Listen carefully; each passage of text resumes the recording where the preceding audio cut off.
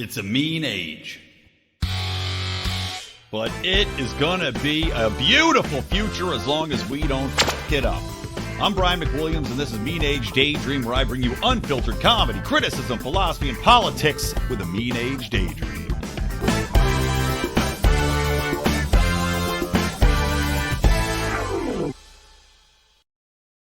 What is happening, everybody? Welcome to Mean Age Daydream. I am, of course, Brian McWilliams, the one and the only, and I'm joined today by a buddy of mine. He is an attorney, practicing attorney. He is a writer for Breitbart.com, and he is a recording artist. Patriot J, welcome to the Mean Age Daydream, my friend. What up, Brian? Thank you for having me. Of course, and it was great seeing you guys the other night over at Adam Choi's comedy show. We rolled out there. Chrissy Mayer was up there slaying it, and good catching up with you guys. And you know what? A perfect segue from talking about comedy to the first topic today, because I wanted to have you on. Primarily, we were talking about the Scott Adams thing, and I'm going to get to that, right? Because we got to break that down. But I don't know if you saw that Woody Harrelson had a monologue on SNL that's getting some attention from the weekend. The anti-vax monologue. Yeah, man. Here, let me play it real quick in case people didn't hear it. I got it queued up for us so we could give them a little taste of the most pertinent part, because it's just like amazing watching the reactions from some of these people on the left. All right, so here we go. Here is the video. Let me play it real quick. Hey, so the movie goes like this. The biggest drug cartels in the world get together and buy up all the media and all the politicians and force all the people in the world to stay locked in their homes, and people can only come out if they take the cartel's drugs and keep taking them over and over. I threw the script away. I mean, who is going to believe that crazy idea? All right, so there you go. Right, there you have it. What did you catch it live? I mean, I don't watch SNL anymore. I doubt you do. Nah, I didn't watch it live, but so they uploaded the full monologue on Twitter, and I watched it, and I saw people were outraged, so I said, okay, let me watch it. And I feel like it was there was like a really long lead up, because he was like referencing standing in Central Park, and I didn't really catch where he was going. And then I heard the last part, and I said, oh, okay, I get it. But I had to just watch that last part by itself to fully understand it. But it was pretty good. I like anything that pisses off the vaccinators. So. Oh, totally, man. Well, it's like, it was interesting. This came at a perfect time, because obviously, you know, we all live in LA, and we're surrounded by leftists. You know, we're surrounded by these people that are, you know, entertainment industry leftists, which are some of the worst. You know, they had the COVID measures in place. I think they still do on a lot of film sets, and like I know like advertising industry sets they're shooting on, they still are all masked up, even though we know it doesn't do anything. But seeing these people who are just like defending, because I was just having this big back and forth with my lefty friends about Saturday Night Live, and they're saying how funny it is. Oh, it's so great. And I'm like, you guys are on crack. There's no way. This show's terrible. It's been terrible for 20 years. It's just, you know, garbage. And then, you know, to have Woody Harrelson come out there and just, you know, put their dicks in the dirt with the vaccination stuff was funny. But I don't know if you saw. I thought it was great. Well, I thought it was great because the entire week they were like, yeah, Woody Harrelson, 5-timers club. Like, I guess it was historic. It was his 5th time hosting, and he's going to come back and drop that bomb. Right. No 6th for you, Woody. You know, what cracked me up too was seeing people. They ran these mental gymnastics around how the monologue, basically to not give him any credit for dropping that at the end. And I thought the context of it, you know, putting it in like, you would never believe this script if it was written. Right. Like, it's so movie villain-esque. It's like almost too cliche to believe in the context. Yeah. But all these people I saw, you know, the people I was talking to, they were like, oh, the monologue wasn't that good. It was rambling and all over. Like, they're trying to dismiss it as though he's just being goofy. He doesn't even know what he's talking about because it's so out of balance for them to think about it. Right. So, yeah, we'll see. I'm curious to see if this goes a step farther. Like, where are you as far as, are you white-pilled or black-pilled on where we're at with COVID? Do you think people are waking up, or do you think there's some reaching? I'm white-pilled right now. I feel like the peak lockdowns, especially in California, it was so bad that it forced a lot of people to wake up. So I think people are now kind of generally aware that the government isn't always there to do good. So I think that's better. Having gone through that and having woken up thousands or maybe millions of people, I think we're in a better place now than where we were before COVID. Because going into COVID, looking at everybody, they just blindly accepted everything. It was a bit depressing for me. I thought that was going to be the end. I was like, all right, fuck it, new world order. This is here. This is how we go down. But then I started to see people push back, so that gave me a bit of hope for the future. Yeah, and I mean, it seems like, and one thing too, we'll talk about. We'll finish up with the Scott Adams stuff. Is we'll get into it in a minute into like this new U.S. Department of Energy basically saying, yeah, we tentatively agree with the lab leak theory for COVID and how Fauci covered it up, but there seems to be a slow dripping of truth coming out of people being won over, not just as you said by the lockdowns and the effect it had, but now looking at, the masks don't work. These studies coming out saying explicitly, like, we did this for nothing. The damage we're seeing now with kids, the excess death rates, the myocarditis in kids that has gone up, it's 4 times, or actually I think it's like 25 times what it usually is. That is, I think, getting through to people. And now when you see someone like this with Woody Harrelson talking about it, like basically, I think the fact that he's got the balls to bring it up on SNL, right, and be like, I'm just going to say it, and come after me, try to cancel me if you will, but having the balls to say it, you just didn't see before. Yeah, exactly. It's almost to where the point where it's like it's okay to criticize the vax hysteria.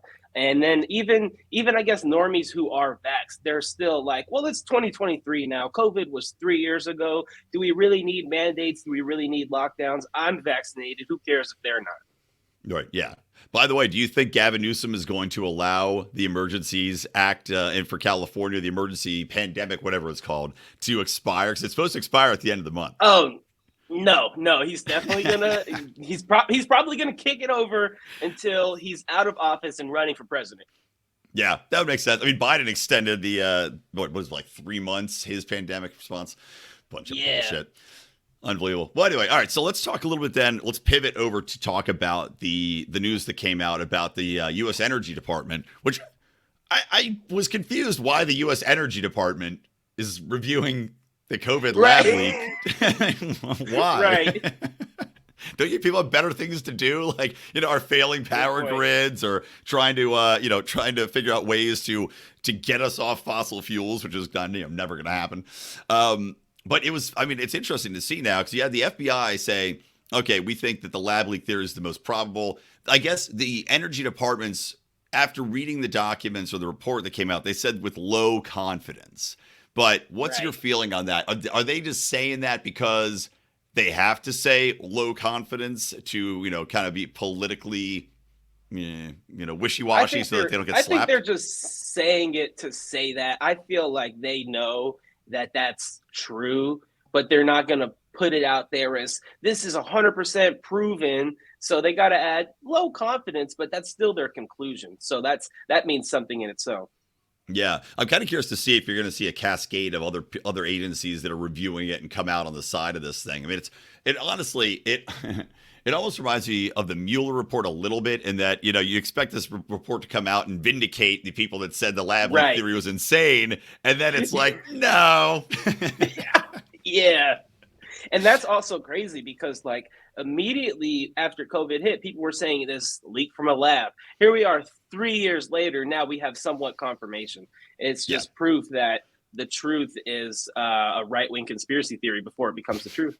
Yeah, I know, dude. Exactly. It's so funny. I mean, there's, even around the what was it, Damar Hamlin, when Damar Hamlin collapsed on the field for the Bills, and immediately, people probably like you and I are like, this kind of looks like myocarditis here. Right. And people are like, that's crazy. And then you see, like, the conspiracy theories since 2019 are, 52 and 0 being accurate. Right. And on the Damar Hamlin thing, I don't know if you saw, he did like his interview with Michael Strahan afterwards. Yeah. And Michael asked him, like, hey, so what actually happened to you? And he was like, I don't want to talk about that. That's like, I would have been funny. I'm going through a tunnel, Mike. I can't hear you. Right. You're breaking up. Well, I'm sitting right across from you. I can't hear you. Um, but yeah, man, it's like Earpiece.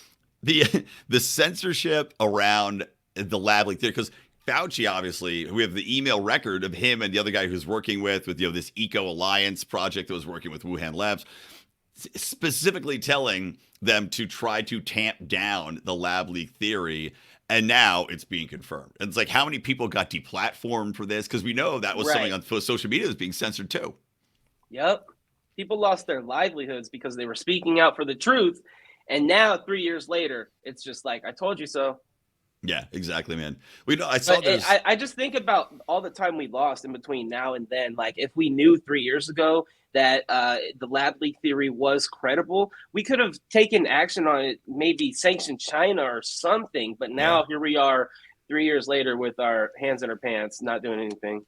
Yeah, that's what I was wondering. I was looking at some guy. There's some guy that just declared he's running for president, and he's on the right wing side. He's like an Indian guy. That Vivek Ramaswamy. Yep. Yes, thank you. I saw he had posted about how now that we have this, we should go after China, and it was an odd thing because he was saying we should leverage our debt to go after him, and I'm like, what? I mean, the only way you could leverage the U.S. debt, and this is what Gene Epstein pointed out, would be by threatening to default on the debt, which doesn't seem like it'd be a good thing for us. I don't know. Right. How are you going to strong arm? I mean, you could try to sue them, I guess, and try to reclaim something, but I just don't see how that's really going to come about, Yeah, I don't either. I've seen little bits of stuff from Vivek's campaign, and it seems promising. What I don't like is that people are saying, like, he's like Trump without the controversy. But the controversy is what makes Trump. Like, Trump's fun because he's Trump. I don't want Trump light. I want Trump. Right. Yeah, exactly. Well, have you been looking? I'm sure you have been. But about, Trump seems to be just on he's trying to kill DeSantis off, before he even runs. Like, he's just all the time attacking DeSantis, man. I mean, what do you think about that? It's crazy. I don't know, man. Like, so a lot of I guess there's like Trump supporters who used to be Trump supporters and now they're leaning towards Ron. They're like, yeah, Trump's pissing me off. But I mean, I guess it makes sense from a strategic standpoint because DeSantis has consistently polled as the number 2 to Trump. So you're going to want to talk shit about the next guy and then if it's not DeSantis, who else is going to beat him? Fucking Nikki Haley, Vivek. No way. These people don't stand real chances. So it's smart that he's going after his only competition. I just think it's a little bit too premature since he hasn't even announced he's running. I don't know if he'll even announce that he'll run. It seems so forced. Everybody's talking about DeSantis 24, and DeSantis, meanwhile, is just not speaking on it. And I'm sure that's good for him too. But I think I feel like he would be better suited as governor, and I feel like he enjoys that position. I don't know if he's ready to give that up yet because he's one of the most beloved governors in the country. Like you can easily let Trump take the next 4 years and then come after Trump and say DeSantis 2028, and he would have it in a landslide. See, that's what I always think about. It kind of reminds me of when college football players, like you'll have the quarterback and he wins the title, and then he's like, I want to stay at school. I'm not done banging cheerleaders. And then he tears his ACL, right? And now it's like, oh, now you're a 5th round pick. So that's what I'm wondering with DeSantis. If he's like, man, the iron is hot right now coming off. Like if he waits, he might not have that shot again. Because I mean, so much can happen in 6 years, So it's just like, it's so unpredictable. We could be in World War III, by then. Right. I just, so if curious, it's Trump versus DeSantis in a primary, I don't think DeSantis beats Donald Trump. I don't know, man. I don't know if he has enough. Like, there are so many people that are still really, really big Trump supporters. I don't know either. And the problem is, it's like it would be an ugly battle. It would be a damaging battle. It would be entertaining as hell. Don't get me wrong. I mean, it'd be really fun to watch. Because DeSantis is pretty quick and Trump's pretty quick. But yeah, I don't know, man. I kind of side with you. I don't think DeSantis is going to run. But to his credit, I do think it's smart that he's not saying anything because Trump is keeping him in the news cycle anyway. He doesn't have to say anything. Right. And that only gives him more attention. And I know DeSantis is on a book tour right now, and he said he's going to make a decision about 2024 after Florida's legislative session, which is from like March to May. So they've got I think a super majority Republican legislature. So he's just going to go stack up those wins this legislative season And then he might take him and go on a primary, but I don't know. I just feel like Trump's allure attracts more people than DeSantis. DeSantis is kind of like the old school GOP, like Reagan, Bush era. Like those people love him. But Trump gets the crossover voters. Trump gets the people who want to see the establishment burn. I don't think DeSantis has that draw. No, that's a good point. I just worry that, after the midterms where Trump's people like in contested regions didn't do well. And I'm just wondering if people like, he lost to Joe Biden and who knows, mail-in voting and all that stuff, but he lost to Joe Biden. Right. And I just wonder if he's turned so many people off now that it would be harder for him to run and that somebody else would do better against Biden or, presuming somebody, I don't think Joe Biden's going to be up there, but whoever the Democrats decide to run, I just don't know now if he's crossed the Rubicon into like, we just will vote for anybody but Trump. That's my concern going up against, the evil of the progressives. That's true. Because it was mostly for Biden. He's not Trump. Yeah. Right. I mean, that was the only thing. He didn't even campaign. The guy sat in his basement, this doddering doofus. You've got Kamala out there, cackling like a maniac and just making no sense, and they still won. So, I mean, unless he's got some really dynamic pairing, with a VP that's just a firebrand and, maybe can help even that out. But I don't know who that'd be right now. I mean, Rand Paul tried to get the libertarians on board. Trump and Rand became fairly close. So Right. Yeah. But anyway, by the way, here we'll transition. I'll bring one thing about DeSantis because I was shocked how dishonest the mainstream media was. And I think it was an NBC story. I think it was Andrea Mitchell asking Kamala Harris her thoughts on DeSantis saying that you couldn't teach slavery in Florida schools. Did you hear about this? This ridiculous. I didn't hear. I've heard that there's some sort of controversy with DeSantis and black schooling, but I don't know exactly what's going on. So I'll fill you in. Basically, what happened is that there was an AP class that was like AP Black History or something like that, and I actually did it. I read through some of the things. I can't remember if it was on my bonus show or on this main show. But to recap some of the points, DeSantis has said, "Look, I'm not going to let like CRT and this like Marxist ideology come in masquerading as Black history," and that's really what it was. Because you look through all these sightings, and it was like Marxist texts, so like uber feminist text, uber kind of, just like and again 1619 project stuff. So it was really CRT masquerading as history. And then after he said, look, we're not going to do it, the AP actually went back and they redid the course. So I mean, if it was something where they really believed that what they were teaching was honest to God Black history as it should be taught, then you're like, okay, we'll fall on this sword, man. We're not going to change the course because of you, but they backed off. Yeah, dude, I think that reminds me in college. It was my first semester in college. I took an Africana Studies English course, but looking back at it, it was essentially CRT, and I feel like they tried to implement this into the Black teachings because people aren't going to question it. People don't have the balls like DeSantis did to say, hey, I don't care if you call it African-American history, that's not Black history. And so in that CRT light course, we were taught to pretty much hate America. There was like, we were reading like feminist works, bell hooks, and it was all about taking down the white supremacist, the capitalist, patriarchal society that is America. And looking back at it, that doesn't have shit to do with Black people. We didn't study all Black authors. We studied the Black revolutionaries and the Black communists, but it's clearly they're just using Black people to kind of scapegoat their ideology into the school system. Yeah, exactly, man. All right, well, let's hit on Scott Adams now. I'm tempted. I was just thinking, I took a class.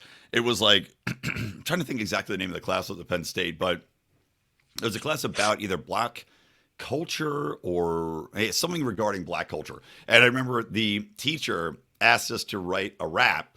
And of course, I'm just like a white guy in a fraternity, so I did a rap about my white fraternity lifestyle. And we had Black people in the fraternity, but I am white. And it was called Independence is Bitches. And very proud of it to this day. Fantastic. Got a D on it. She gave me a D. That's bullshit. Dude, I swear to God, I thought I had it downloaded somewhere. I was like, should I play it? Nah. I'll try to find it. Maybe I'll play it. Maybe I'll send it to you offline. So, okay, I've got Scott Adams queued up here. so we can listen. It's going to be about almost 3 minutes a clip. So just to let you guys know, but I think it's important that we listen to the whole thing through and then talk about it so people know exactly what he said, so we're not misrepresenting him, because I don't agree with what he said, but I'm going to try to steel man it as much as I can to try to understand his point, and then we can kind of we can go back and forth. So here's Scott Adams, and here is what he had to say. So if nearly half of all blacks are not okay with white people, according to this poll, not according to me, according to this poll, that's a hate group. That's a hate group, and I don't want to have anything to do with them. And I would say, based on the current way things are going, the best advice I would give to white people is to get the hell away from black people. Just get the fuck away. Wherever you have to go, just get away. Because there's no fixing this. This can't be fixed. Right? This can't be fixed. You just have to escape. So that's what I did. I went to a neighborhood where, I have a very low black population. Because unfortunately, there's a high correlation between the density. And this is according to Don Lemon, by the way. So here I'm just quoting Don Lemon when he notes that when he lived in a mostly black neighborhood, there were a bunch of problems that he didn't see in white neighborhoods. So even Don Lemon sees a big difference in your own quality of living based on where you live and who's there. So I think it makes... Oops, sorry.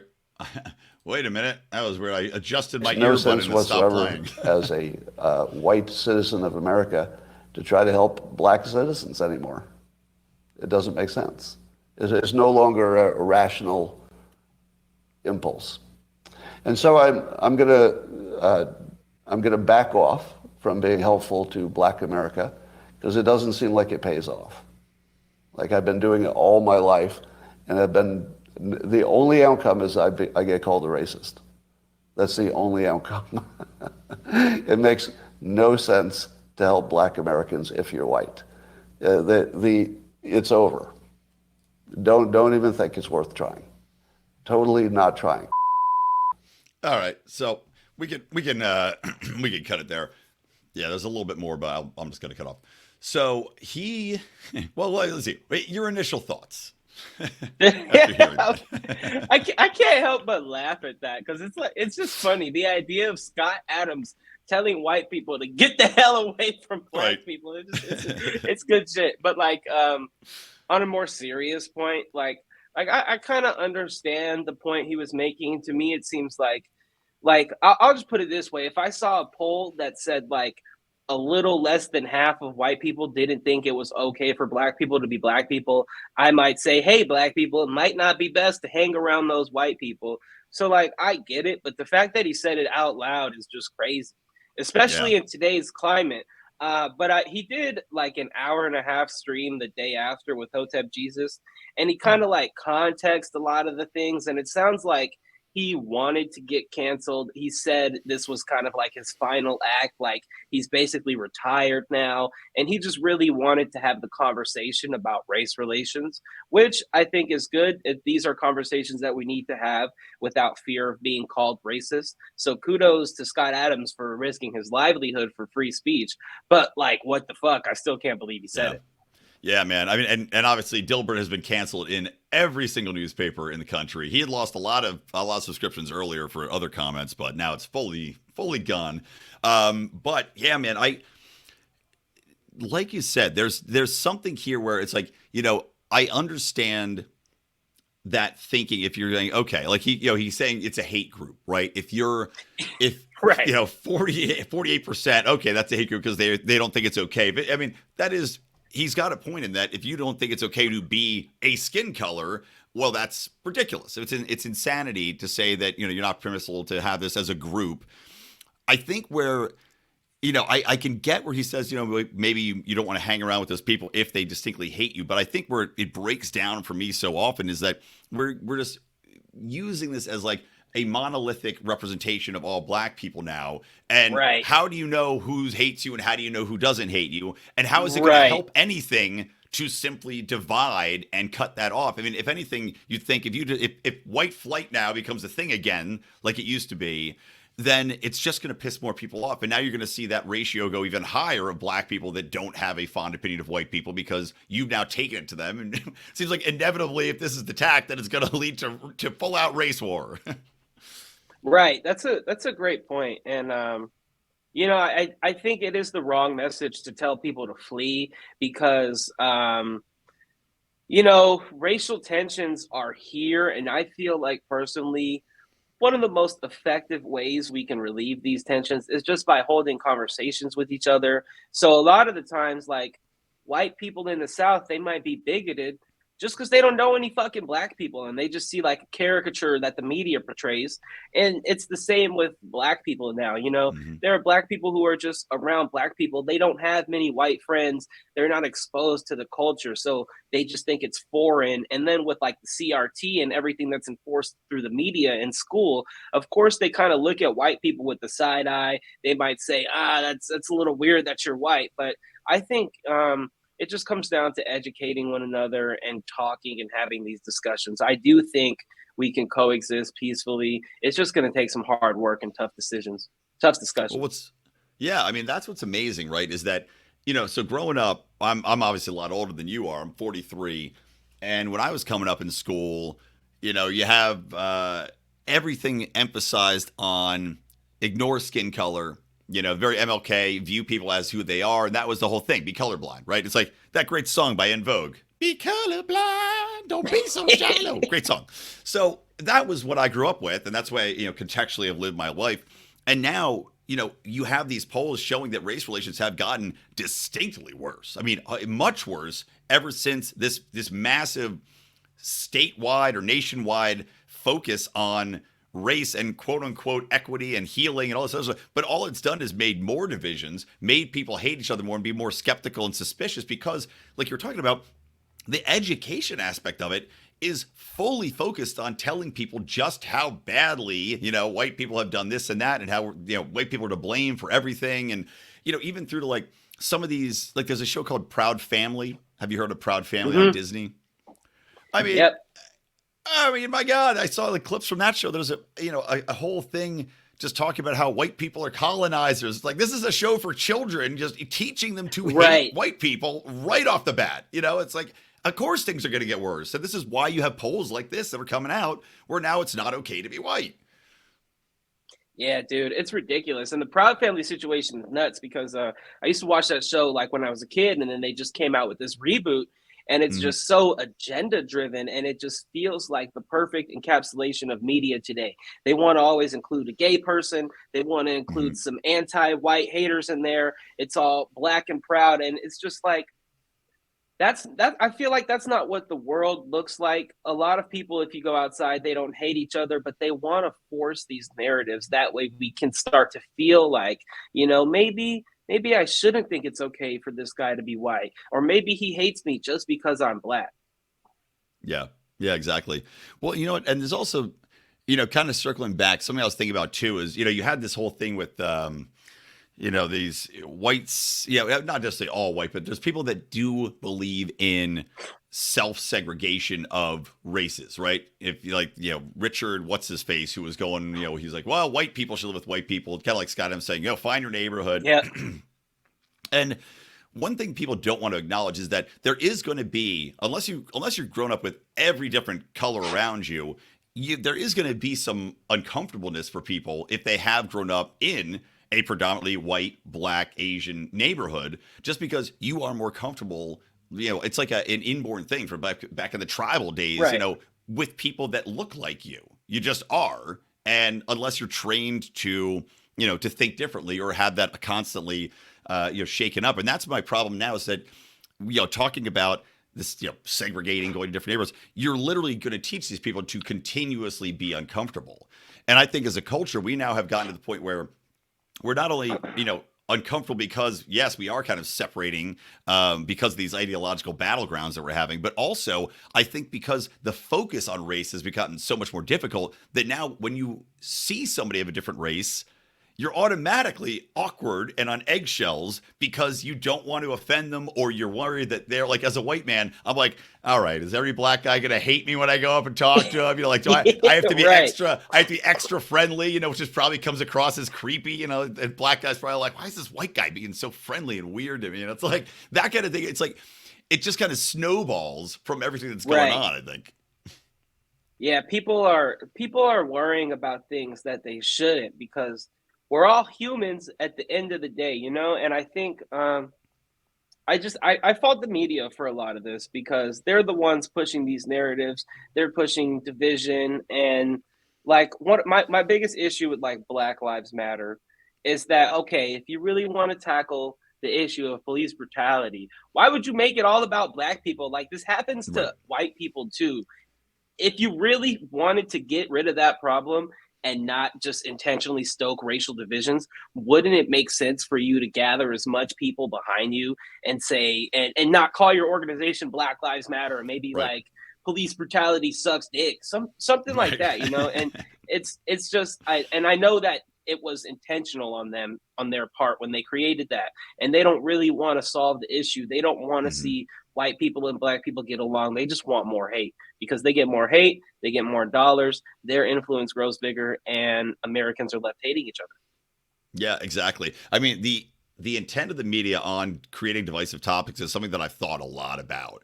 And I mean, for me, I think it's a tactical. I think it's tactical on, you know, from the powers that be on down, personally, because when you've got so many topics, climate change, race, even the war in Ukraine, Trump, you know, all these things are designed to destroy, to tear apart foundational relationships, to give people nothing to have in common. When you think about that, if people have nothing in common to talk about, well, now they don't have any way to cross-check truth, right? They don't have any way to cross-check Yeah. their reality and have somebody be like, dude, you're off your meds, thinking that the world is this way, that it is so full of hate. And to your point, that's the beautiful thing for the government, right? For the media, because the narratives they put out there are now the dominant narrative automatically, because everybody is so splintered into their own little tiny worlds. Yep. Polarization, man. We got to do something about it. Amen. Well, is there anything else you wanted to talk about today? Anything on top of your mind? Nah, I don't think there's anything. I feel like, man, like working in politics, like writing every day for Breitbart, has kind of made me a little bit disillusioned, because I'm just like, I'm in it every day, you know? It's like, Yeah. sometimes I just want to take a break. It used to be like politics was like a fun hobby. And now it's my Yeah. job, but it's like, Oh, I'm I clocking know, in man. for work every day. Well, I got a But tip I don't for know. you. If Here. I were to leave, go. Yeah.